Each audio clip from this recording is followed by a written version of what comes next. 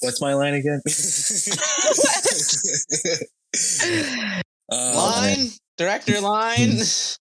Hello, cinephiles, and welcome to your second episode of Silver Screen Sips, a podcast where three idiots talk about movies and spend time roasting each other for having dog shit opinions.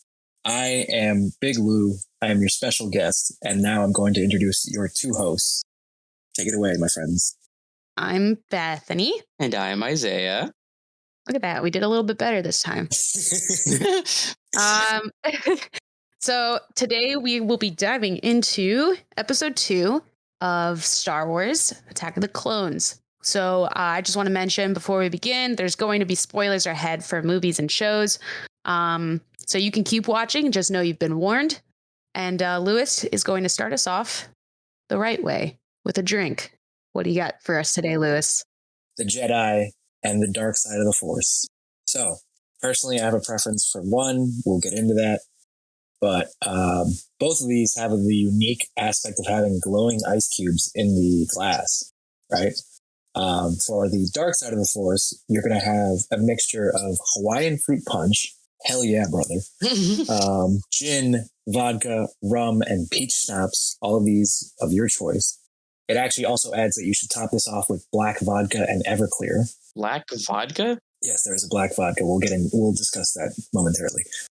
For the JEDI, which of course has that green-blue tint to it, while the dark side of the Force is red with that nice black top to show how dark it's getting. You know, how far into the dark side you're going.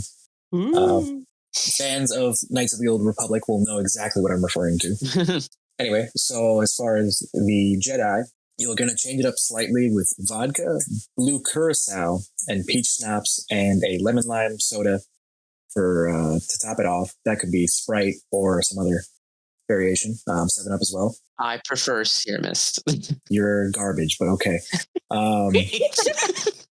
Attack of the Clones, more like Attack of Big Lou. Yes, exactly. You're going to top off the JEDI with Melon, liqueur, and Everclear. This is going to change slightly from last episode where I actually found like a specific brewery and this guy came up with it and there's the backstory or whatever. I have no idea who came up with these two drinks. They're just on the Tipsy Bartender website, so you can definitely look these up at any time. Off the bat, I personally would prefer the dark side of the Force. And yeah, that's what I'm going to go with for now. We're going to end my part of the session there. Any opinions so far on what I've described for you guys? I just want some vodka. Isaiah's had a rough week, apparently. I have. A whole bottle. Just give him the Everclear. Oh, God. He'll be good. What is Everclear anyway? Everclear is just straight up grain alcohol. Oh, okay.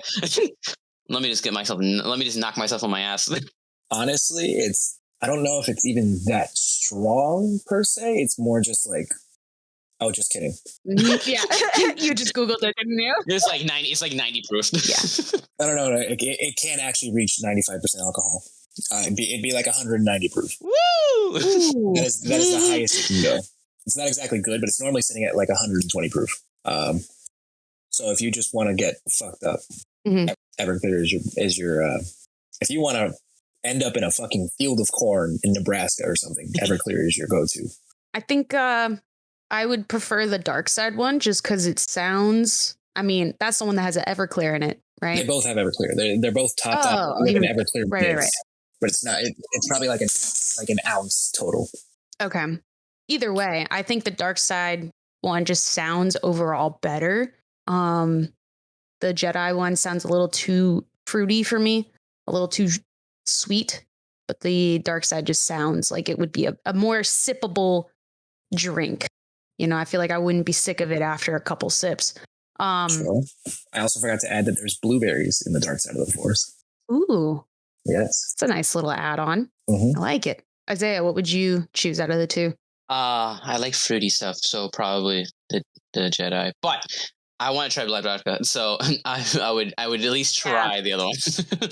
I'm curious about this black vodka. Is it actually black or is it just called black vodka? I'm gonna look at it right now because I know I know that black sambuca exists. So sure, true. Yes, there is actually black vodka. How do we make this? It's like color is black. Yeah, it's completely black. That's cool. I don't know how they make it black, but I feel like that would be a cool bottle to just have on a shelf. Not even necessarily to drink it, but just to have. According to Google, the only commercially black vodka available is Blavod. Lavod. Black vodka, Blavod. Wow, what an original name! I know. Very good. Okay, so if you wanted to make your own black vodka, you could use black food coloring. Sorry. That's really funny. Not black food coloring. You'd use a variety of food colorings to make it black. Yeah. But how do you make black vodka is my question. I want to know what makes it black. Apparently, it's just any type of vodka, 10 drops of blue food coloring, and 10 drops of red food coloring, and then 8 drops of green food coloring, and then you got black vodka. Right. Cheaper way to make it. So, Isaiah, what would you rate it? 1 to 5 for each one. I'll probably give them both. No, I give the JEDI. I'd probably give a 3.5, and then the dark side I give like a 3 because I'm not a fan of blueberries, and I like fruity drinks more. So, but you like Sierra Mist, so I can't really trust your opinion as it is. Wow! All right, that's like saying someone likes Mountain Dew more than Sprite. Those are 2 very different sodas. I know. I realized it after I said it. I like Mr. Pibb compared to Dr. Pepper. What? No. No, I'm kidding. That's a lie. Okay. Okay. I was about to say, get the fuck out if that's the case. You cannot go against Dr. Pepper. Dr. Pepper is his own independent company, by the way. And Mr. Pibb is the Coca-Cola equivalent. So it's not the same. It can never be the same. It's a knockoff, quite literally. Point and case. Case and point. I was going to say, as someone who's worked in the restaurant business, and I worked in a restaurant that served specifically Mr. Pibb and not Dr. Pepper, I can say wholeheartedly Dr. Pepper is better because all I could drink was Mr. Pibb. And so now I have a hatred towards it. All right, so I discovered actually how you make black vodka black. How so? Without the food coloring. The traditional way that they do it is an infusion of black cachetou bark. From like a tree? Yeah. So it's part of the grains and rye and stuff like that you use to make vodka as it is. So they infuse. So it's the barrel? It's a triple distilled, double filtered grain vodka. Its color comes from an infusion of black cachetou bark. That. What the fuck is cachetou? I have no idea. Let's find out. We're learning so much today. Oh, man. It comes from acacia trees, actually. Ah. I know that tree from Minecraft. Trees from Minecraft. Yes. That's the only reason I know it. I like that little tangent we had on Mr. Pibb and Dr. Pepper here. Yes. Beth, what are your ratings? Did you give your ratings already? I did not. We got on a side tangent.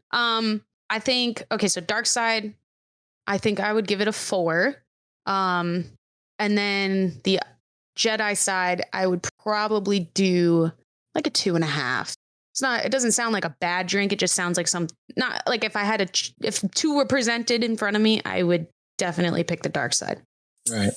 What about you, Lewis? I would also I wish it didn't have the fruit punch. I wish we had a different choice, but I would give the Dark Side still a 4. And the Jedi, I will give a 3 actually, because I can tolerate both. Okay. Now I'm curious as to the black vodka and Everclear mix, though. That's the interesting part of it. My intrigue factor is really high. Right. And then you guys, you guys remember from our party, I've given you black sambuca, which is that licorice tasting. Oh, ew! I hated that so much. I hated that. I don't like black liquor. Is that so? Wait, does it taste like black licorice then? No. Okay, that's just sambuca. That's not vodka. Oh, okay. I thought the black aspect of the vodka or of the sambuca was that flavor of black licorice, but never mind. Okay, then we're in the clear. The Everclear. Anyway, that concludes the Silver Screen Sips segment, my friends. Great. Big Lou's, Big Brews. Big Lou's, Big Brews. Follow me on Instagram. Nice little plug. Okay, so then I guess it's time for my question of the day. First, I actually have 2 questions for you guys because I feel like both of these questions are going to be quickly answered. Yeah. And they're both kind of on the same subject. So I figured why not hit you with a wombo combo. Wombo combo. Yeah. So first question is, do you think going to the movie theaters is too expensive nowadays? And as a follow-up for that, how much are you willing to pay to see a movie at the theaters? You know, I want to say it depends on the theater you're going to. I will say that I do remember when prices were a bit cheaper, because I'm old. And when popcorn and soda and whatever else you wanted didn't cost an arm and a fucking leg. But I wouldn't say it's too expensive now. I would say definitely it is more expensive than it used to be. I don't know. I don't know what the average price was that I used to pay. It was probably like $9 or $10 for a movie. Isaiah happens to work at a theater, so he knows the price of a ticket. How much are they nowadays, roughly? Well, currently they would be, specifically at the company I work at, it would be for matinee, which is before 4:00. It's actually about like $9 plus tax. Right. So yeah, so that hasn't changed much. But after that, it's like $13. Yeah. Yes, and then they go up depending on like IMAX and 3D and all that, and Dolby, which Dolby being the most expensive one at it's like $17-$18. Right. Okay. But damn, is it not worth it? So yeah, because I was gonna say, because I know that there's a theater down the road from my house, and their matinees are $5, but it's kind of a dumpy theater versus your theater, which is a much more theater. It is bad. Like I remember I went in one time to go see, I forget what movie it was. I went with my friend, and we go inside like the actual theater room, and there's just chairs. Like there's like half of the seats are missing. Like they're just not in their spot. And there's like boxes, like huge ass boxes just everywhere. I was like, why would, like in front of me, like I sat down in the back row, which by the way, there's no like inclination at all. So like if someone's sitting in front of you, you're kind of fucked. But like we sat in the back, and there was just a big box in front of us. And I had to like look over the box to see the screen. For $5, that makes sense. But yeah, when you initially said dumpy theater, I thought of a theater with an actual dumpy. Oh my God. The mascot. Damn. It's a thick theater. It's like the audience isn't clapping, it's the theater. You're about to go watch No Way Home and the theater starts clapping. Okay, so Isaiah, what would you say then? What was the question again? Oh, right. So my question is going to the movies too expensive nowadays, and how much are you willing to pay to see a movie? Well, the great thing about working at a theater is that I don't get to pay. So one of the great benefits. And thank you. I know. I mean, I have to make it up with dealing with stupidity every weekend. So it's fair, but it balances out. I don't pay with money. I pay with my sanity. So, but no, the prices definitely have changed, and it's usually how it has to happen. Inflation. Yeah, no, the prices have changed. I think it is a little expensive now. Though one of the things that people don't realize is that the movie theaters, they don't make money off the ticket prices. They make a very small percentage, and then that depending on the contract they made with the theater, with the studio that's releasing the movie, the prices, the percentages of the amount of money then changes. So like when you see like how No Way Home made they made like $850 million, I think, something crazy like that. Because of that, the opening. So like I don't know what their contract was specifically, but on average, basically, it would be like, oh, the theater gets 50% or something, and then like the company. The studio gets a high percentage, and then they split it like 70-30 or 50-50, depending whatever it is. And then as the movie makes its runtime, as the weeks go on, every week the percentage changes more in favor of the company. So yeah, so like if you see a movie that's been there for like a month, by the time that you've reached the fourth week, the percentage is going to be more towards the theater making the money. But that's because most of the people have already seen it, so it's not making as much money. So there's less people in theater, but they're making more percentage off the ticket price. So, but it kind of averages out. So that's how the theater makes money off the ticket. So the ticket prices are kind of set as a standard because that's how everybody agrees is going to be, that everybody can equally make the money. So the studio makes the money off the movie they just made, and then the theater can actually make money somewhat off of it. Huh. The real money for movie theaters is the concessions. We are a food business. Oh my God. Yeah. So that is why, the food. That's why the food's always expensive, because we're gotta make the cost somewhere. But that's usually what it is. We are a food business. So, though, what do you call it? A lot of the rewards programs really do freaking actually work. A lot of them, like a lot of rewards programs, like, oh, sign up for rewards, you get the points. Like, then it's like, oh wow, yeah, I got 1 point for every $1, but I need 1,000 to freaking do anything. Like, usually it's like that. The paid ones for most of the movie theaters are actually pretty good. Like, they actually kind of work. And then especially like the if you go to movies like all the damn time, each theater chain now kind of has like their own version of Movie Pass, if you remember that one. Yeah. Those things are freaking great. Like, if I ever stop working at my theater, I'm going to go get like one of those things, because it's so, like, I'm there all the damn time, and it pays for itself. Isaiah's gonna work at this theater forever. I will work forever. Yeah, I feel like overall, I think it depends on what the movie is. Because for me, I don't go to the movies to go see the movie. I go more for the experience while I don't go to the movies to see the movie. Well, I mean, like, for example, I only am going to go to the movie theaters if it's a movie that, like, I can justify spending the money to go see. Like, if it's going to eventually go on Netflix or something, then I'll just wait. No Way Home. But, like, if it's No Way Home, like you just said, or like any of them, like the Avengers, when like Endgame and Infinity War came out, I saw those in theaters. I saw the Star Wars movies in theaters, like anything like that. Cause it's like, I like that. I guess I like seeing all of these like little nerds in a theater room with me freaking out over the dumbest things. Yeah. It's like that experience. It's so nice. I enjoyed that part. So I feel like if you're going, you liked people. Ew. Yeah. Well, to an extent. I think for me, I'm paying for that aspect of it more than the actual movie. I'm paying for the experience. So I feel like the price it is, again, depending on what theater you go to, like if it's like $13, like Isaiah's place, that's fine. I could pay $13. His theater's decent too. It's a nice theater. It's actually more than decent. It's a nice theater. We're very unique. Yeah. Yeah. Especially the like foyer, if you want to call it that. I don't fucking lobby. That's probably more accurate. Foyer.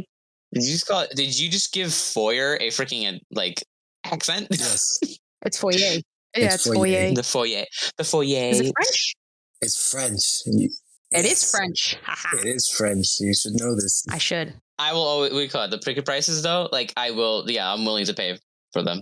Like, depending on the movie. Like the Batman. Yeah, I'm the Batman. I cannot freaking wait. We have the employee screenings. I don't care. The movie is going to be 3 hours, 15 minutes long, by the way. So with the previews, that means it's going to be 3.5 hours. Gosh. Oh boy. And I cannot wait. And so we have midnight. So for the employees, we get to watch the movies early. It's one of the benefits. And so we're going to watch it at midnight the day before the movie comes out. And so we're not leaving the theater until like 3:30 in the morning. And I fully prepared. I took the next day off. I got as many people as possible. I am ready to go. He's ready for a freaking party. I am. I will bring snacks. I do not care. I need a supervisor. I got 3 people. I got 3 supervisors ready to go. If one of them backs out, I got one to back them up. This movie is going to happen. I don't care what happens. I don't care what I have to do to make it happen. Are you guys willing to pay more to see like IMAX or like 3D movies or anything like that? It depends. Like, Dolby, yes, but like IMAX and 3D and shit like that, I don't know. It doesn't, especially 3D. 3D's bullshit. I'm sorry. 3D is bullshit. Unless you're like 5 years old, it's bullshit. I don't know. IMAX 3D is also very rare. In like 2016, they pumped out like every single movie was 3D IMAX, and it was annoying. Everything was 3D. Like when it comes out on DVD, you can tell when it was in theaters what scenes were in 3D. It's funny. Hell yeah. Spy Kids 3. Game over. I was just thinking of that one too. Bless. Yeah, I'm sorry. The only time I'd pay more to see like a movie other than just like standard, as if it's Dolby or if it's like dining, like they bring food to you, like there's service, which I've only done like once, but that was an experience as well. Oh, I love the dine-in theaters. They're so fun. Have you ever done one, Liz?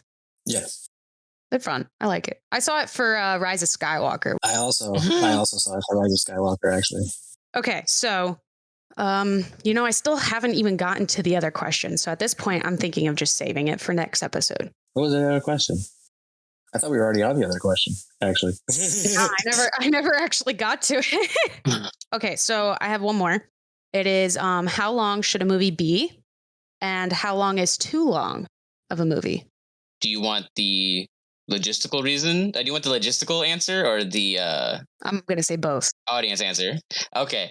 I have both. So Lou, what do you want to hit this one first? I think anywhere between 2.5 to 3 hours is probably the longest that it should be, in my opinion. I've understood, like, I guess, when they want to release like director's cuts and there's like this extra like 30 or 40 minutes of footage. Yeah, we're looking at you, Lord of the Rings. Mm-hmm. Yeah. Like as much as I love these like long franchises, it's very hard to sit there for like longer than 3 hours. See, I actually think that if it's not a franchise film, it should be 2.5 hours max. Yes. Like I actually have a rule of thumb. Whenever I see like a movie like at home or something, I'm like, is it under 2.5 hours? And if it's not, I'm like, I don't know if I want to watch it. But if it's like a franchise film, like, okay, you guys are probably going to hate me for saying this. I don't mind the fact that Lord of the Rings is like 3.5 hours. I love every second of it. I mean, I don't mind Lord of the Rings because it makes sense for that film, but yeah. Well, yeah, that's what I was going to say. When it comes to like franchise films, I feel like not the longer the better, but like 3.5 hours is okay with me because it's like I'm here for all of this like lore. Because usually with franchises, there comes like a huge fan base. So like if you're like a hardcore fan, when it comes to like Star Wars or Marvel or something, you want to see as much as you can. So at least that's my opinion. So like I'm okay with 3.5 hours if it's something I'm interested in, like Star Wars or Harry Potter or something. Damn, that runtime's got a dumpy. Runtime's got a dumpy. I hate you. I do too. Isaiah? This whole episode's got a dumpy. Yeah, it's mine. Anyway. I'll give you the logistic answer first. Well, so you've probably heard of like times where like, we have to. That studios are like, okay, you have like a 4-hour finished cut of the movie. You need to knock that down to 2 hours or so and stuff like that. I think a good example would be The Social Network. They said so. Aaron Sorkin wrote the script, and the studio that he was bringing it to, they said they were worried it would be longer than 2 hours.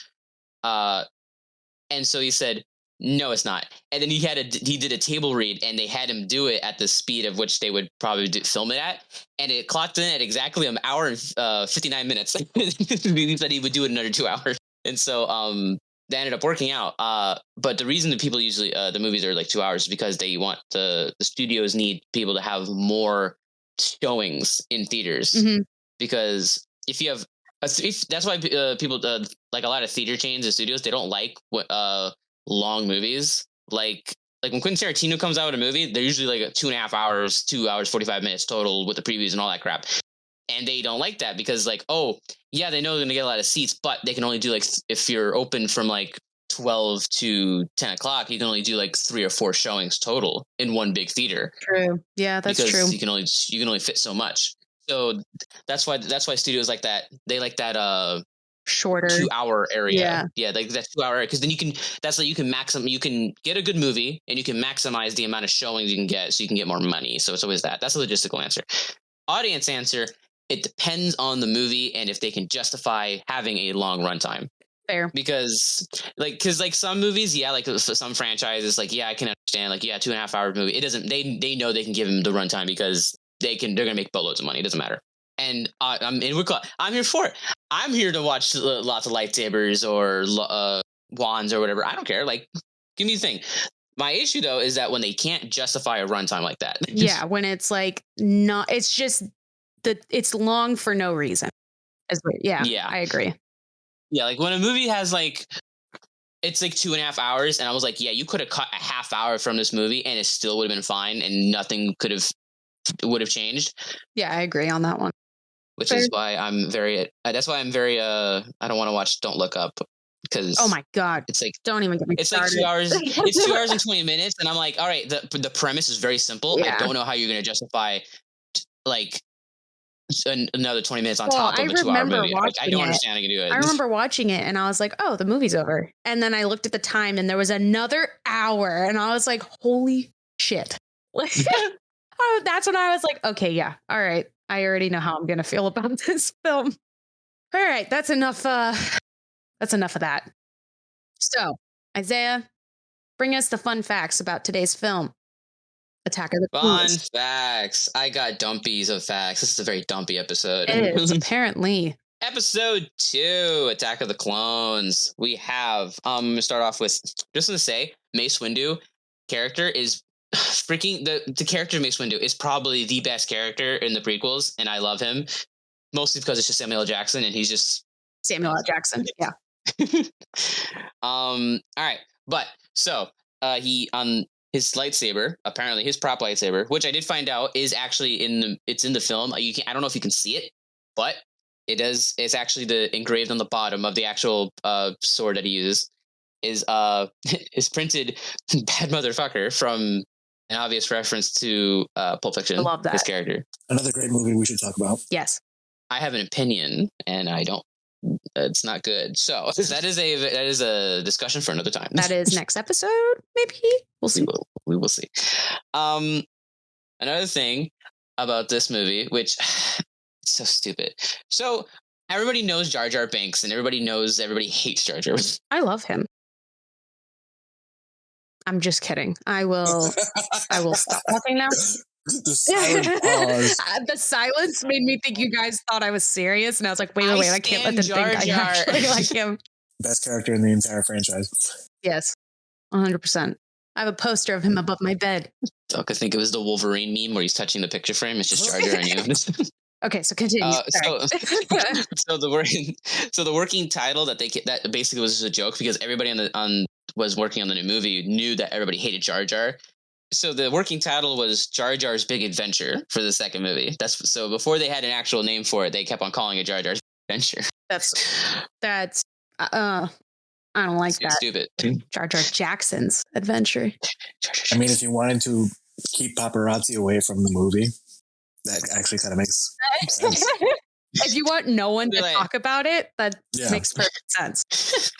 All right. Another fact about Samuel L. Jackson. So, because he wanted to identify himself in the Coliseum scene where everybody was fighting, he asked George Lucas specifically if he could have a purple lightsaber. Lucas replied that Jedi lightsabers are only blue or green, to which Jackson said, yeah, but I want a purple one. See, I like that he says that because there's yellow lightsabers too. Like I'm pretty sure in the prequels, there's in like the scene when they're in the arena, I'm pretty sure there's yellow lightsabers in that scene. And also Rey has a yellow lightsaber. Well, okay, so I don't remember any yellow lightsabers in the Coliseum scene, but from my knowledge of the lore, the yellow lightsabers are they're rare. They're rare and they're pre-Clone Wars, I believe. There's they're before all this crap. They're like Knights of the Old Republic, Galactic, before the Galactic Republic type shit. So they're very, very old. Maybe they were green and they just looked yellow in the scene. Yeah, it's a sandy place, Either way, he went back on his words. That's what I'm saying.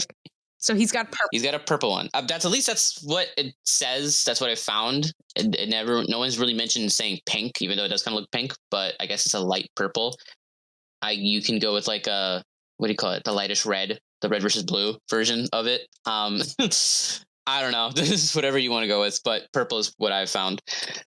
So Lucas said he would consider the request, and Jackson said he didn't know how it would turn out until he saw the reshoots. And when Lucas showed him the scene containing his purple lightsaber, I'm sure not Michael Jackson, Samuel Jackson. You just start naming all the Jacksons. You're like, I'm sure Andrew Jackson. So that now, and I went down in history, and he's got a purple lightsaber now. I did.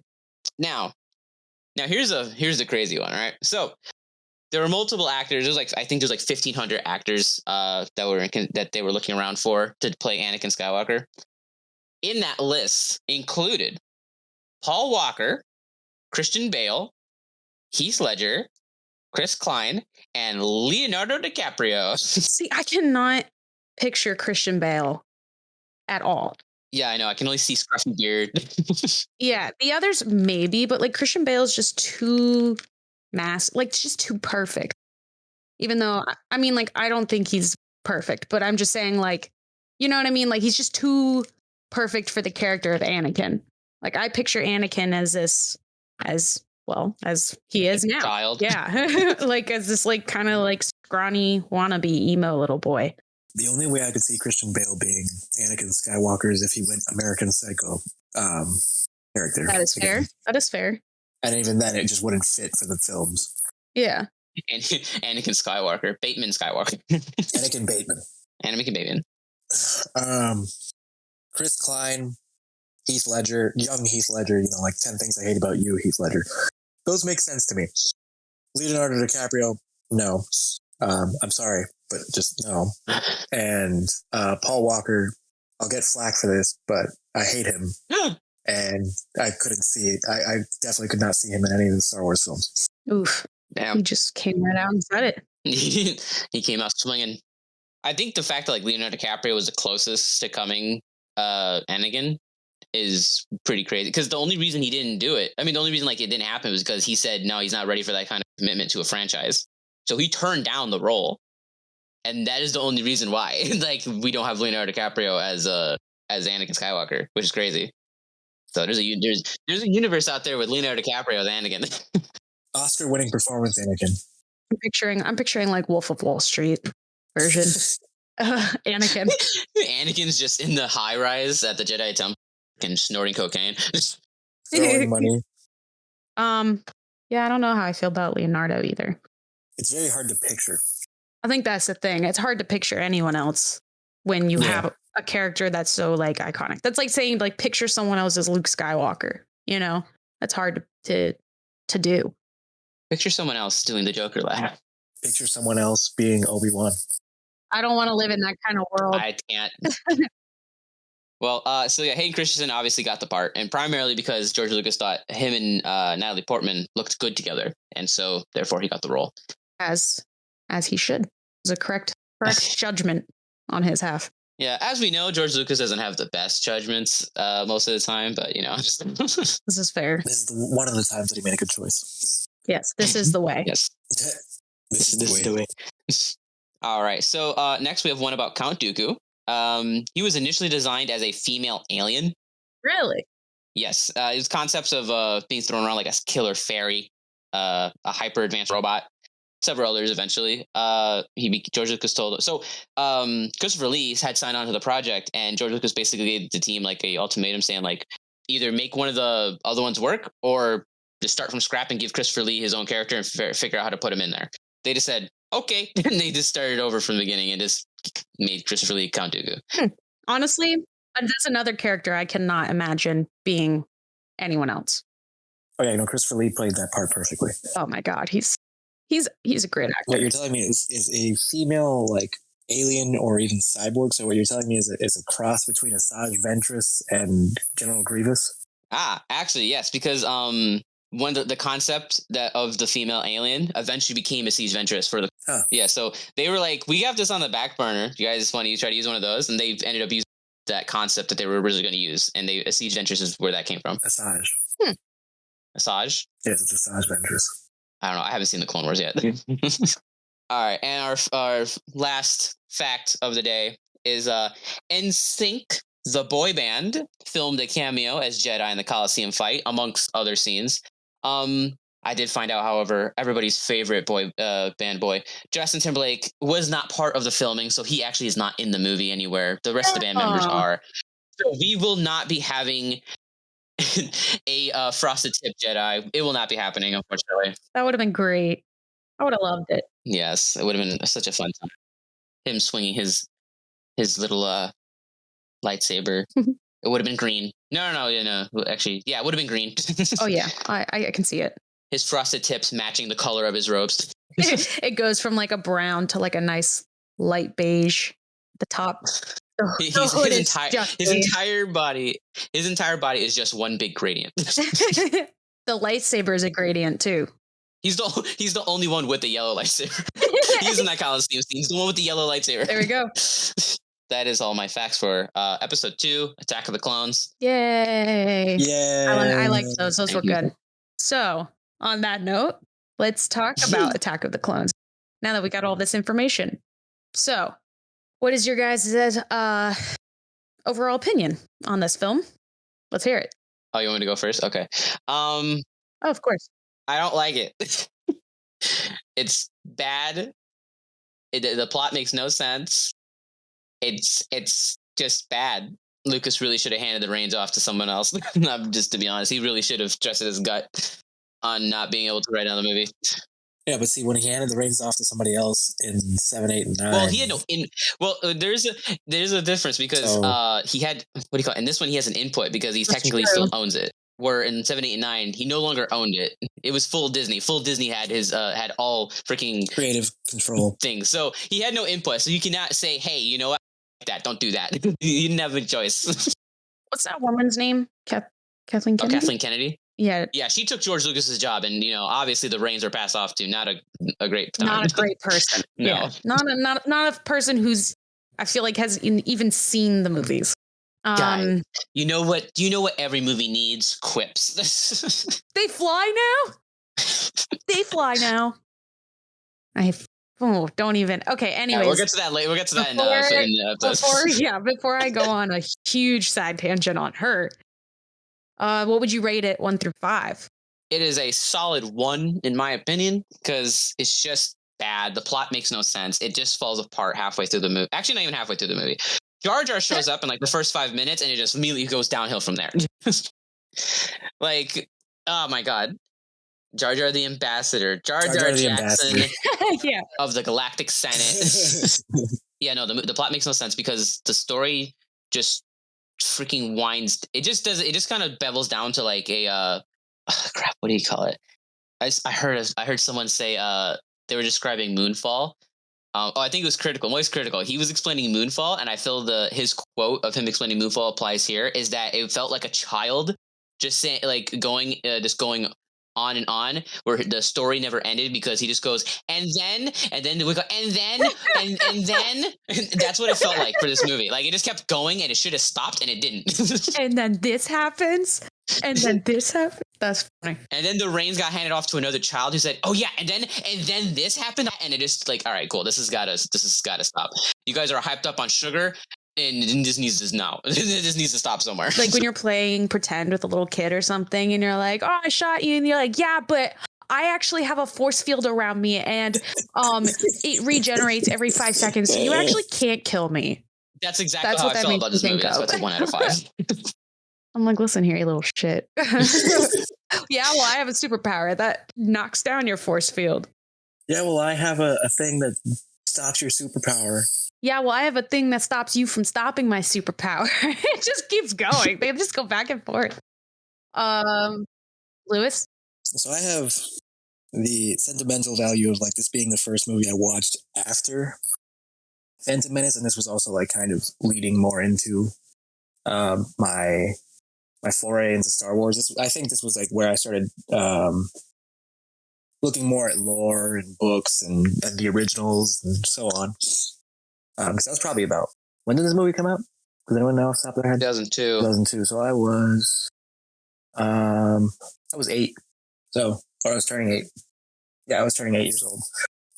But a lot of the actually some of the scenes from this movie. So like, and some of the characters, Django, Mace Windu, the Acklay beast from the Coliseum. Yes. Love that mother. The lightsabers, right? Exactly. The lightsabers, the Force lightning, Yoda's battle with Count Dooku. Right. The sonic mines from Django's ship. Crap, you know what? That's the one redeeming quality of freaking movie is that sound effect. Right. That's the greatest sound effect in the entire franchise. Anyway, so there's a lot of these things that inspired my like desire to dive deeper into this kind of universe, cinematic or otherwise. There are some things that I would change, but we'll get into that in a little bit, actually, because I know it's the end of our segment. But overall, I would say I give it like a 3. out of 5. Okay. Very courteous. He is very courteous. I know. He's very courteous to a lot of these films. Yeah, because I'm more sentimental than I am like an actual film critic. Pretentious like us. Yes. Well, we are pretentious art students, you know. Of course. I think overall, I used to love the prequels when I was a kid. They were actually, I preferred those over the originals, because they were flashy and fun and action packed, you know, whereas as a kid, I was like, oh my God, I don't want to watch the old movies. But as I've grown up, and then a lightsaber, and then an animal, and then a small green alien.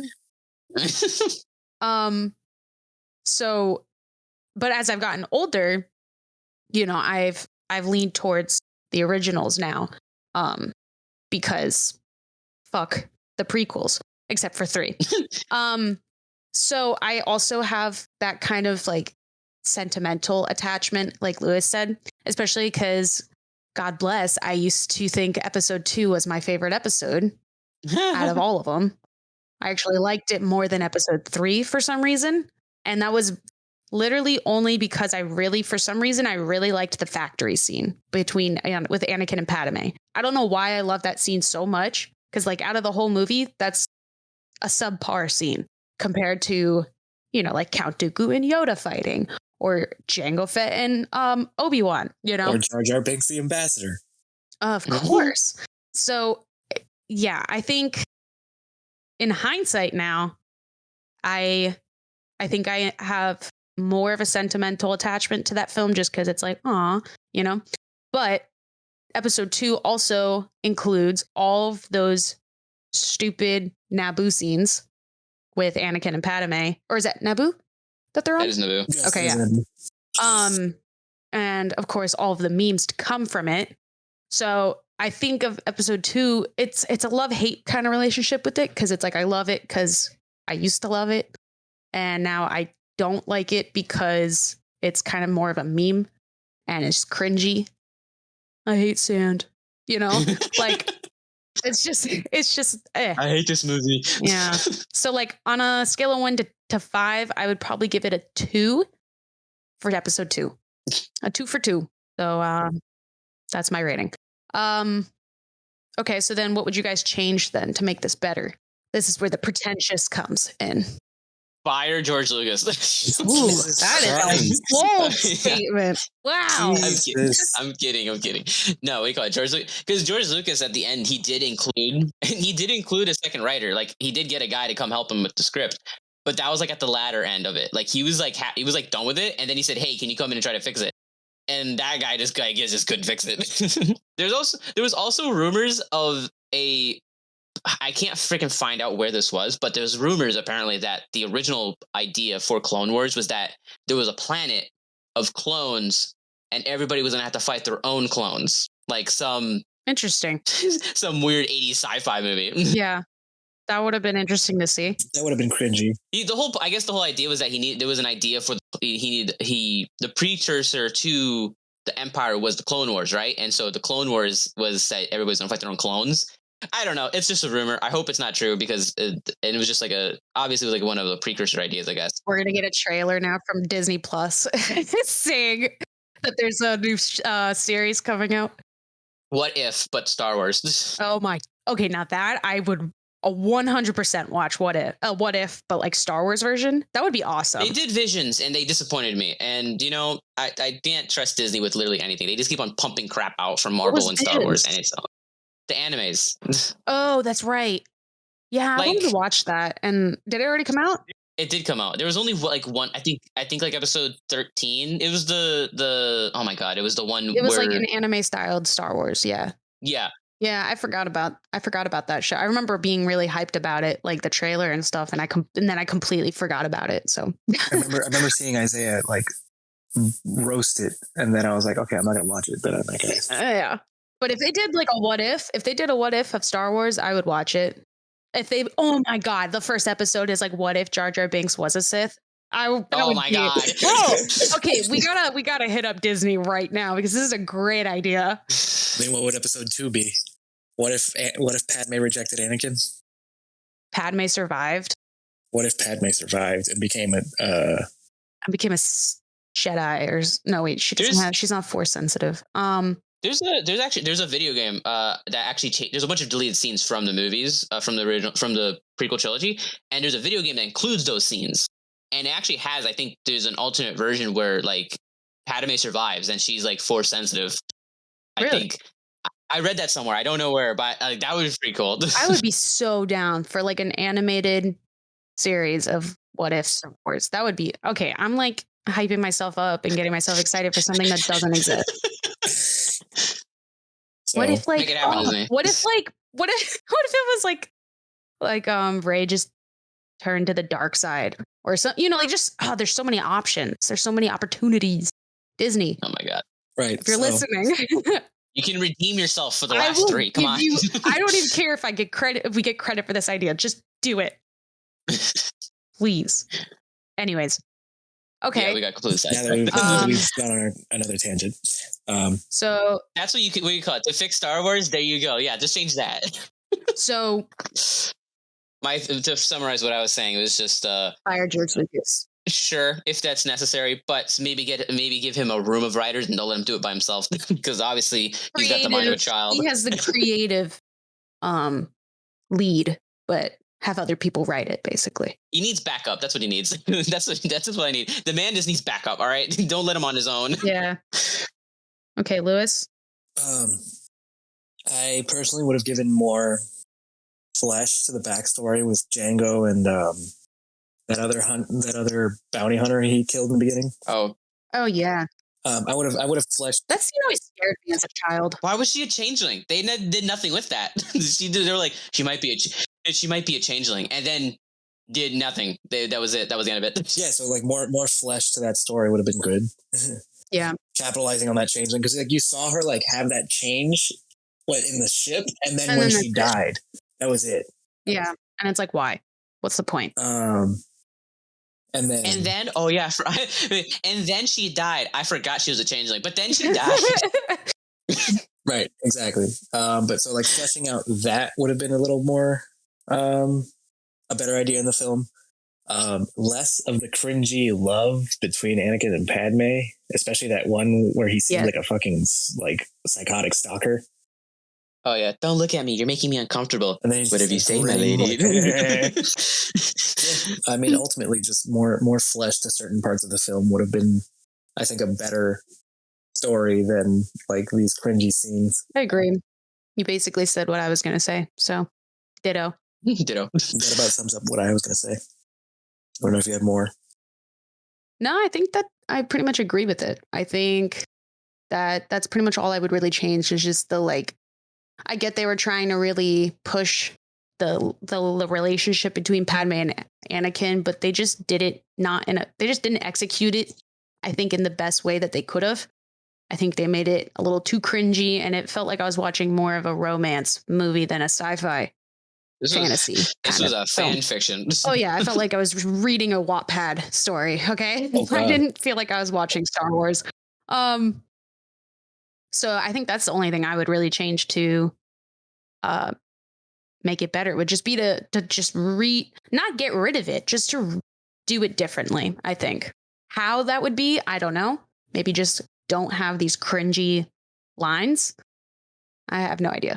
Or this whole like weekend getaway on Naboo and when they get married and stuff. It's just very weird to me. Thinking about it, that relationship went so fast. Oh yeah, don't they all? Like it was like literally in the span of like a month that they were like, I don't like you like that. You know what? I like you like that. I love you. Let's get married. That's like every romance movie, basically. It's just like, let's just rush into this, even though this is Lifetime. This is Lifetime. This is a Christmas movie. This is a Christmas movie from Lifetime. This is a Hallmark movie. Oh my God. No, but she's not a girl boss, coming in from the big city. Actually, crap, she did come in from the big city too. Town. Crap. It is a Hallmark movie. Girl boss. What are you talking She about? was literally the queen of Naboo. Oh my God. She wasn't wearing a pantsuit. That's what threw me off. He was just a random slave boy from a desert planet. God, it is a Hallmark movie. Yeah, the more I think about it, the more I'm like, oh my God, this is. You have the like quirky, like jokey friend, and that's Jar Jar. Oh, God. Comedic relief on ABC. It's not a main Hallmark. It didn't make it to the Hallmark channel. Now it's gone on ABC. They got outsourced. Yeah. Yep. All right. You guys have anything else you want to add before I wrap this up? Nope. I think I'm pretty set. All around. All right. Well, thanks for listening, guys. We hope you enjoyed this episode. Feel free to leave a comment and let us know what you liked and what you didn't like, or comment below with any questions you'd like us to answer, or maybe just anything film related. Also, please don't forget to subscribe to our channel so you can see when we post the next episode. We post every Monday at 8 a.m. Eastern Standard Time. We do hope to eventually get this podcast on Spotify and iTunes, but we can't do that without your help. So please support us in whatever way you can. We would greatly appreciate it. Also, follow us on Instagram at Silver Screen Sips. We post updates on the latest episodes as well as whatever the hell else we want to share with you guys. And we will see you guys in the next episode, where we will dive into episode 3, Revenge of the Sith. Nice. That's the one I'm excited for. Revenge of the Beth. Revenge of the Beth. Hell yeah. Bye. Bye. Bye.